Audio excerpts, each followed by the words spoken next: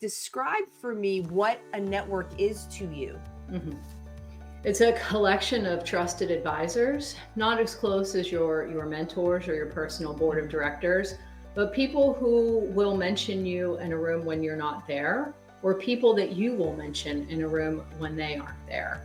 People who are interconnected, who have, I think, very common pursuits, common goals, common personal tenets that you can lean into, and that you know they will lean into you when they need you.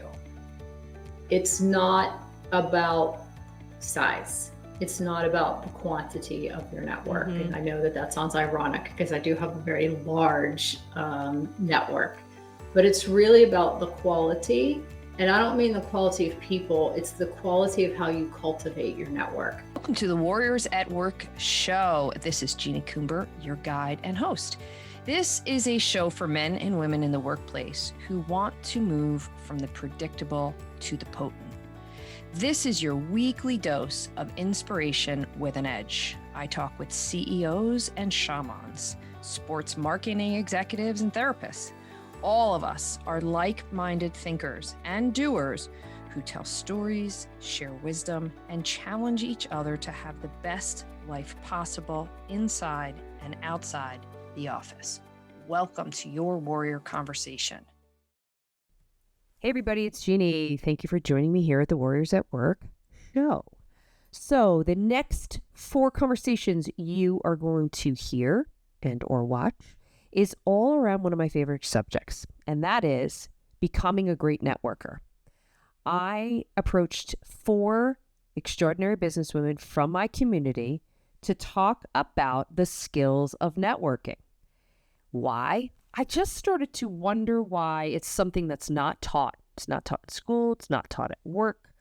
And a lot of people really struggle with it, or they don't do it until they absolutely have to. And very often it can be a very painful process.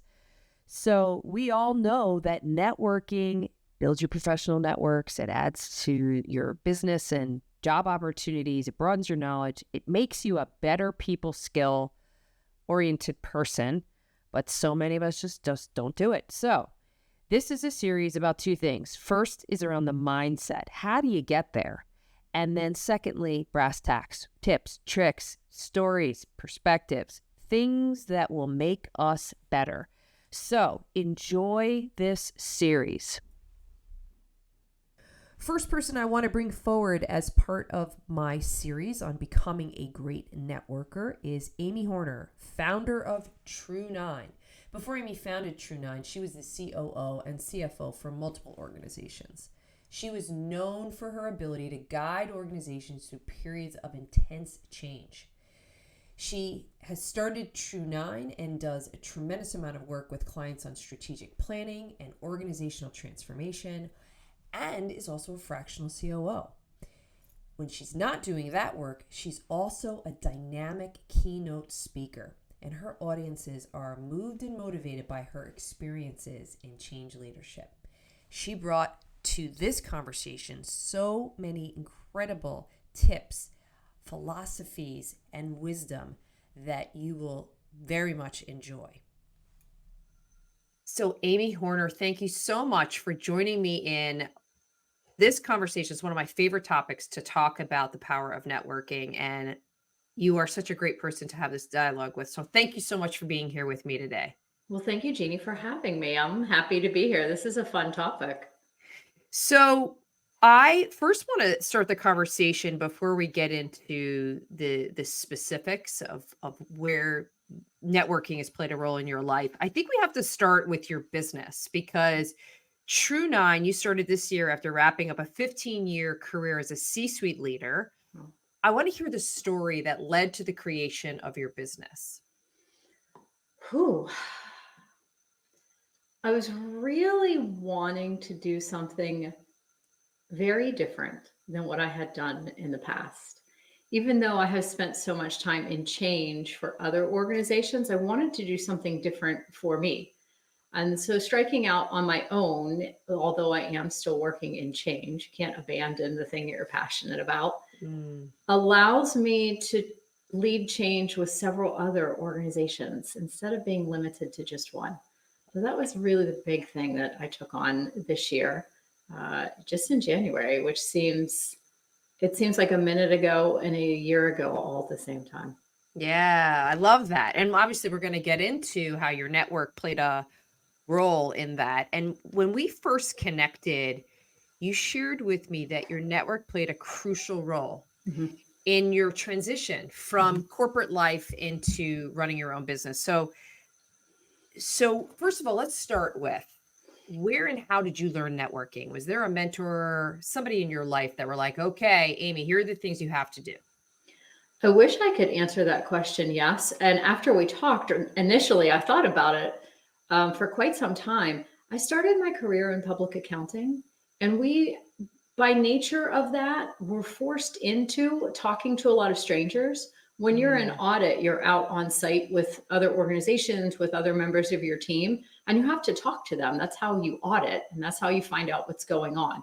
So I think some of it started there and then really moved into going to conferences. We have to do continuing education. So you're around hundreds, if not thousands, of people at a conference all at once. And really just thrust into having to talk to people. I can, like many, I think, ways that we learn, I can think of so many stories where I saw networking go wrong or not be done properly that I maybe learned to do the opposite of what I was seeing. But I just really think because I was doing it so early in my career, by the time I got into my 30s and 40s and really understood the value of leaning on my network and having a network, it was already something I was comfortable with. Did anybody set you up with like do's and don'ts before they put you into your first networking experience? I think there are obviously so many do's and don'ts, right? Like Yeah. don't camp out near the bar, don't eat too much food, right? Don't leave early. Don't just talk to the people you came in with or the people you already know. Don't make it a numbers game, which is don't. It used to be don't collect just business cards. Actually talk to the people, and now it's more don't just get LinkedIn requests. Actually Hmm. talk to and know the people. I think those are really the big don'ts. The do's are something I have learned more, I think, trial and error. Like what makes you memorable? And for me, what makes me remember someone else? Mm. So many people go to a networking event and you know what they do, right? Where do you work? What's your title? Who do you work for? What do you do? Like, unless you're, I don't know, like 007 and an international spy, people aren't going to remember you. You're not going to be that much different, especially if you're at a networking event. Like I have a CPA, right? So if I go to a CPA event, everyone is going to say, "Oh, I have my CPA. I've done some accounting." It doesn't differentiate you. But if you get to know someone, you tell a story, you have a common background, you like the same sports team. I know a lot of people talk to their kids if their kids go to the same school. Even the choices of jewelry or the clothing that people are wearing. If you can get into a conversation and connect with someone outside of career and title, you'll make yourself more memorable to them. You're also going to personally have a whale of a better time if you're Hmm. doing something other than talking about work. Chances are you just came from work when you're at this networking event. Right. It's Um, it's so less mechanical too. It's so less about just sounding super transactional and getting more into the to yes. who the person is. Yes. The other thing, and I want to get more into the details about your transition in that. How do you know you have a good network? So you went through a pretty significant shift in your life. Mhm. How did you know you have had a good network, and what were some of the things that you did early on? I talked to them early on. I reached out to probably almost 100 people who I've known through various stages in my career, but I've been at it for more than just a few years. That's strange and hard to admit all at the same time. But reaching out to people and just saying, here's where I am, here's what I'm thinking about doing. Can we simply have a conversation? I wasn't asking for a role. I wasn't asking for referrals at that point. I wasn't, asking to be hired or to be contracted with. Simply let's have a conversation. And some of these people I had talked to recently, and some of them I hadn't talked to for years. but people were still so excited to catch up, not only to hear what Mm. I was doing, but also to share what they had been up to. And so it was almost like Amy's personal reunion tour of all of these people that I had known for such a long period of time, and listening to not only what they had done, but also what they had pictured for me or what they had observed for what I had been Mm. doing. Oftentimes, I think people's observations of us capture things that we're not necessarily aware of, or that we don't Such a good believe is point. our strongest asset. And receiving that information early in my transition from 15 years in the C-suite is a long time. It becomes part of who you are, into being a solopreneur, was just absolutely invaluable. When you think about, I mean, that's such a brilliant, brilliant thought around how their observations of you, where they saw you in your own career trajectory versus where you were. I think it's really, really powerful. Just step back for a moment, and I'd love for you to describe like what a network is to you. How would you describe it? It's a collection of trusted advisors, not as close as your mentors or your personal board of Mm. directors, but people who will mention you in a room when you're not there, or people that you will mention in a room when they aren't there. People who are interconnected, who have, I think, very common pursuits, common goals, common personal tenets that you can lean into, and that they will lean into you when they need you. It's not about size. It's not about the quantity of your network. And Mhm. I know that that sounds ironic because I do have a very large network, but it's really about the quality. And I don't mean the quality of people, it's the quality of how you cultivate your network. It's the way that you treat them. It's if they know, like, and trust you, if you're visible. Now, it's nice. You can be physically visible to people on social channels like LinkedIn and some of the other ones that people use for professional networking, without having to try to physically be in several places at once. And so that, to me, is the network. Yeah, love that. And so now go back to the early days of your business. Well, you talked about getting into dialogue. Here's where I am. Here's what I'm thinking. Um, I'd love for you to share a story from the earlier days and setting up your business, how your network helped you. I think empowerment would probably be the word that comes to mind for me. When I told them what I wanted to do, instead of hearing what I maybe had heard in the past, or what I felt like I was going to hear, which was that sounds scary, that sounds terrifying, that's too risky, Mm. please don't do it. These conversations, I heard a lot more of, I've always pictured you doing that. What took you so long? You should have been doing this years ago. You're going to be great. You're going to love it. Mm. Sure, it will be hard and it will be challenging, but you should go for it. And that was a big change for me. I'm a competitive person. I'm a college and lifelong athlete.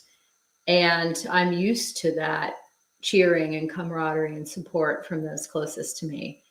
And hearing it so unanimously at the start of True Nine and at the formation of True Nine was just really motivating.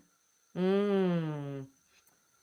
And when you think back over the time that you've started your business here a year ago, was there any particular piece of advice and or conversation from one of those connections that really resonates for you and is something that you recall and or apply to what you're doing on a daily basis?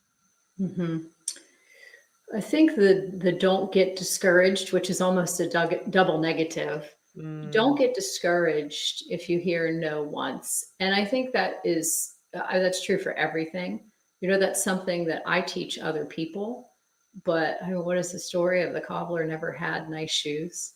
I think Mhm. sometimes we forget our own lessons and really fail to walk the talk as strongly as we think we might. And so I think the don't get discouraged was big. That it takes time, that piece of advice. You can't Yeah. do something completely different overnight. It will take some time. And it also takes time for people to see you in a different light. Mm. My network still knows me. I'm still the same person, but I bring a different set of services and a different set of strengths for them to the table. And so getting used to that adjustment, for some people, it's instant. And for some people, it does take some time. So I think those are the two biggest pieces of advice: that don't get discouraged and remember that things take time. That resonates with me so much when I Mhm. think about all of the iterations that I've made over the time that I've been coaching, which is now 19 years. My And goodness. even just the transition of then putting a video podcast out into the world and the types of conversations I was going to have. And people will often try to put you into a box and they're like, wait a minute, you're not in that box anymore. You're over here now. And they don't quite know what to do with it. But yet the more there's reinforcement and the more you start to give voice and power to your new way of being and or new messaging, Mhm. people really will start to follow your rhythm and follow your lead. I Mhm. love that. And the being patient, it takes time. It's not a switch overnight. Yes. Yes. So, who are the people that you're following? So, when you think about, building relationships, building network, like who are the people that you really admire and you're following right now? I follow Melissa Cohen on LinkedIn. I'm assuming you're asking who I'm following on LinkedIn. Well, Uh, anybody that just is someone that you are connected to that you really mhm. admire. I follow Melissa Cohen. She is in a very different space than I am. She actually works in sustainable fashion, which could not be very much Mm, different from strategic change. But I really like the way that she has done her personal branding and come out and cultivated her network. It's very natural to her. I follow a lot of natural people. So I have friends that come at it aggressively, that come at it softly. And so I have a tendency to follow them. I love to follow Eugenia Jordan. She has an incredible immigrant story, immigrated from Russia, and is now the CMO for an international organization. That's an incredible story. So those are probably the two women that I follow the most. And then on the doctorate side, I have quite a few people that I follow who are in the doctorate community, the PhD community, that I admire so much because of the impact that they're having on teaching others. And um, you know, I follow people for inspiration. I feel like maybe not so much to model myself after, but to be inspired by. mm. Oh, that's so good. And so now if you imagine you have all these listeners at Warriors at Work, anybody that's listening right now or watching us in this conversation, Yeah. and they're thinking about evaluating the health of their own network, their own circles and networks of people, Mhm. whether how to build it, how to expand it. What are the like best pieces of advice, tips, tricks, techniques, mindsets, and what comes to mind? You have to give before you Mm, can expect to receive. yes. What I mean by that is you need to kind of come up with a gift, right? You need to show up at the person's house the first time with the flowers and the bottle of wine. You can't show up empty-handed.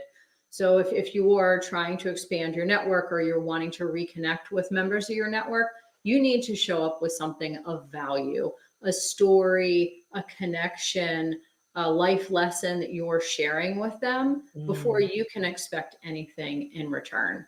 I use LinkedIn quite a bit. So I'm pushing content out there daily. And so many people, once they see that, now I'm trusted. Now they know me. Now I'm top of mind. In an in person situation, introduce to people. If you walk in the room with someone you need to get away from them. You already know them. So introduce them to someone new or start a conversation with someone new without ganging up on people. Obviously, that's probably going to scare them away, but make that connection before you can expect to receive. I think that's the number one thing. You're not going to walk into a room and have everyone come to you, or maybe you are, but you should expect to show up with something and to give before um, expecting anything in return. I want to build on that and Mhm. and ask a follow-up question because what I see very often are people that they're doing great in their jobs, great in their careers, They're very maybe industry specific. Mhm. They're not really branching out. They're just doing their thing on a daily basis. They have their heads down because the work is the work. What advice would you offer someone who is in a large corporate role right now Mhm. that's just a little bit on autopilot? They're not even thinking about networking. Right. Because one of the things that I notice, and sure you've seen it before, is you don't want to wait until you need it. It is Yes. something that you use the word before, nurture and feed your network. So I'm curious what advice you'd have to someone that might be in that position. I think first acknowledging that it might be a position that you haven't been in for some period of time, maybe a little bit of confident humility that you will Mm, approach it with. I think the higher up we get on the ladder, and I know I certainly experienced this, I had a title and I had a position and I had a corner office, which attracted people to come to me. It makes it easy, and you do get maybe a little bit spoiled and you get out of the habit of having to move and talk to others. It doesn't matter, right? Or it shouldn't matter. Important thing would be to drop that title and to drop those expectations when you move into networking, and to just really one-on-one with people and connect with them as an equal, regardless of whether or mm, not they are. You certainly wouldn't want someone to treat you like they weren't at your level. And so ensuring that you're not inadvertently doing that to the person that you're networking with, or multiple people, I think is really the first step. So acknowledging that this might be different than where you've been for the last year or 5 years, or potentially even more. You may have done a really poor job at it. You may have dropped connections that you had before. mhm. And I think back to that confident humility of coming out and saying, "Hi, I know we haven't spoken in 15 years, but I'd really love to reconnect. What do you think? Here's a Mhm. link to a virtual coffee, or can we jump on a call, or could we grab lunch if it's someone that's close by to you?" I think just approaching it with that humble ask is a Mhm. good way to get back into it. Yeah, and I think it's the recognition that it needs to be something done at all times. I will Mhm. often say to people, this is not like an event, like you flip a switch. It's something that's a part of like our business way of being. Who are you talking to? Who are you learning from? Who are you asking questions of? How are you helping other people? And I think that's really what you're highlighting there is that it's an active flow. It's not something that's a moment in time. Yes, and admittedly, we all got out of practice for a few years in Oh yeah. 2020, and a little bit for some people in 2021. And there might be, well, there certainly is a new way of networking. Business cards are no longer a thing for several reasons, but there might be a little rust that we need to Mm, knock off of our skill set. And there's fabulous resources online. There's obviously your amazing podcast and your resources, but maybe do a little bit of research before you head out there, and see what's worked for others, and see what the people who are experts in the space have to advise. yeah, love that. So, in the spirit of networking, the way we're Of going to end course. our conversation and being in service to each other, and I want to end the conversation using a technique that I will often do in my executive coaching circles. Mhm. So it's an ask, an offer, and an acknowledgement. So first is, what ask do you have of the Warriors at Work community? I love that you start with that. That's probably my the easiest one, because I had some time to think about it. With my new role and with my business, I have been doing a significant increase in public speaking. And one of my goals this year is to be on stage in both Massachusetts and New York. So if Ooh. there's anyone watching this, or anyone in the network who could possibly introduce me to someone who runs an association or works for an association or works in conference planning in those two states, I would be absolutely humbled and thrilled to receive that introduction. Okay. And what can you offer? I have a blog that is available both on my website and LinkedIn, which is Horner's Corner. And there is, in addition to alliteration, which I couldn't pass up, but there is a lot of the focus of the blog on tips and tricks for navigating things like networking, things goal setting, adjusting to change. And so that's what I Mm, have to offer. It is very much from a storytelling Amy's perspective of what I've seen work and what I've seen not work. So none of it is tactical. I think you used the word tactical before, and methodical. It's very experience based. So they're easy reads, and hopefully that helps. And last question is, who or what would you like to acknowledge? Well, first, I'd like to acknowledge you and thank you for having me on for such a fun topic. This is not something we get to talk about all the time. I No. think back to earlier when you go into networking, you start to talk about what you do and who you work for and who you work with. And so talking about networking, I think, is fantastic. So definitely not only acknowledging you and thanking you, but we're also at the time of recording at the end of Women's History Month. And so acknowledging all the women in my network and beyond for their incredible energy and contributions and the impact they make for so many on a daily basis is acknowledgement I'd love to make. What a beautiful way to end the conversation. Amy, thank you so much for being here and sharing your wisdom, your heart, and wonderful contributions that you're putting out into the world. So, all of that's going to get manifested, everything you need. It's all coming at you. I would love nothing more. I will give all the credit to this podcast. Thank you for joining me for another episode of the Warriors at Work show. If you are interested in learning more about what we do at the Warriors at Work show and platform, be sure to go over to my website, Jeannie Coomber, and subscribe to my monthly Warrior Playbook newsletter. I share everything that I'm up to month by month, as well as some lessons and insights that I've learned. I'm also interested in hearing any feedback you have about this conversation or future topics. So reach out to me directly on jc@jeanniecoomber.com or on LinkedIn. Be sure to tell your friends and your colleagues about this Warriors at Work conversation. Subscribe, review, and rate us. It's the best way to get this message out into the world. Be well.